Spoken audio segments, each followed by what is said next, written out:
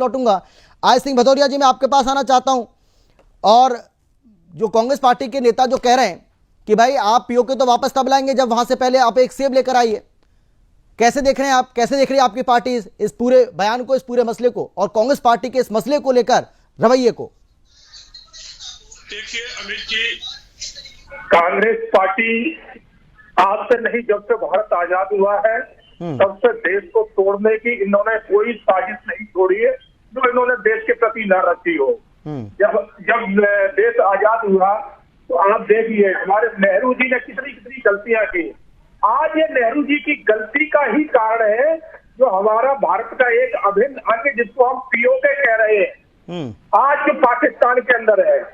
जब उस टाइम लड़ाई हुई थी, पाकिस्तान ने भारत पर अटैक किया था, भारत की सेनाएं लड़ते लड़ते लाहौर तक पहुंच चुकी थी जी। और लाहौर तक पहुंचने के बाद हम उस जमीन को लाहौर तक कब्जा करने वाले थे, मगर जो है ना किसने सीज फायर की घोषणा किसने करवाई? नेहरू जी ने। सीज फायर कौन करवाता है? जो सेना पिटती है, जो मार रही है वो नहीं करती, मगर नेहरू जी को लगा कि भारत की सेना तो पाकिस्तान को कब्जा कर रही है तो ये तो कहीं गलत होने लगा, तो ये तुरंत जो है इन्होंने सीज फायर करवा दिया। और फिर यही पर नहीं रुके, आप देखिए यूनाइटेड नेशन में चले गए, वहां जाके इन्होंने वहां पर उठवा दिया। अरे हमें क्या जरूरत थी? ये तो पाकिस्तान जो कार्य करता वो किसने किया? नेहरू जी ने किया। तो ये आज पीओके है, ये कांग्रेस के नेहरू जी की गलतियों की वजह से आज हमसे है।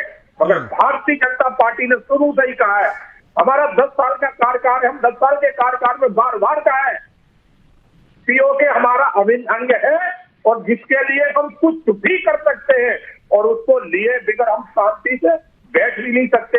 इन शब्दों को माननीय हमारे गृह मंत्री अमित शाह जी ने भी दोहराया है कि हम पीओके के लिए जान भी दे सकते हैं। और एक तरफ कांग्रेस पार्टी है जो इसका मजाक बना रही है, तो इनके खून में, इनके डीएनए में ये है कि ये सिर्फ पाकिस्तान के साथ खड़े नजर आते हैं।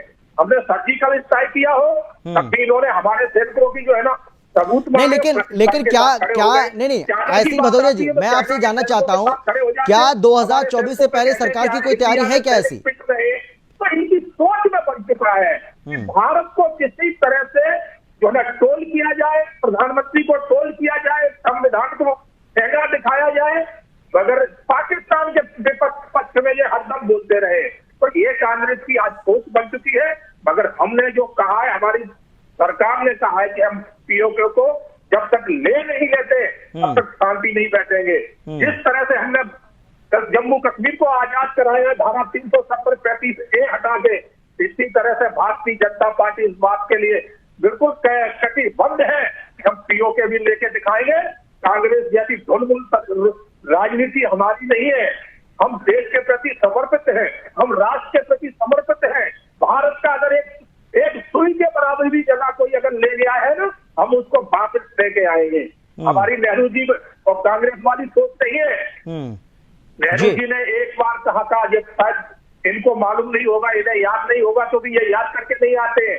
जब चाइना ने हमारी हजारों किलोमीटर जमीन कब्जा कर ली थी तो नेहरू जी के ही कैबिनेट के एक मंत्री थे, उन्होंने सदन में कहा था कि चाइना हमारी जमीन कब्जा कर रहा है, तो नेहरू जी ने कहा था वो बंजर भूमि, हमें उससे क्या फर्क पड़ता है।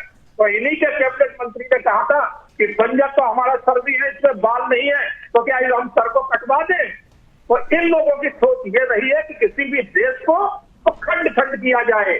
जिस तरह से इन्होंने पाकिस्तान को हिंदुस्तान से अलग कर दिया, यही सोच इनकी और है कि भारत के और टुकड़े कराए जाए, क्योंकि इनकी सोच में मजहब, जात, धर्म, पंथ, मजहब इसकी राजनीति करने वाले लोग हैं। तो ये भारत के हितैषी नहीं हो सकते। कांग्रेस आप देखिए ना, जब हमारे सैनिक जाके वहां बलिदान देते हैं, एक उनके प्रति एक आंसू नहीं बहाएंगे। और अगर बटाला हाउस होता है तो इनकी सोनिया जी पूरी रात रोते रोते सो नहीं पाती है। तो सोच यहाँ दिखाई दे जाती है कि देश के प्रति कौन समर्पित है, राष्ट्र के लिए कौन समर्पित लगाने वाले लोग हैं, उनके रहने पर शहादत होती क्यों है? आप ही कहते हो ना भारत का बोलबाला है, डंका बज रहा है, फिर हमारे देश के जवान शहीद क्यों हो रहे हैं?